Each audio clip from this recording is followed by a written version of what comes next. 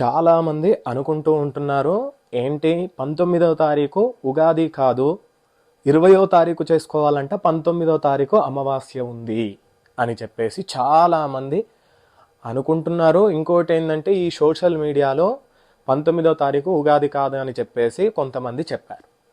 కానీ శాస్త్రం ప్రకారంగా ఉగాది 19వ తారీఖే. ఎందుకు గురు అంటే గనక 19వ తారీఖు పొద్దున ఎన్ని గంటలకు? 6:15 6:20 వరకు అమావాస్య ఉంటుంది. తర్వాత పాడ్యమి స్టార్ట్ అవుతుంది. కాబట్టి మనమందరము కూడా 19వ తారీఖే ఉగాది చేసుకోవాలి. ప్రతి ఒక్కరూ కూడా తెలుసుకోండి.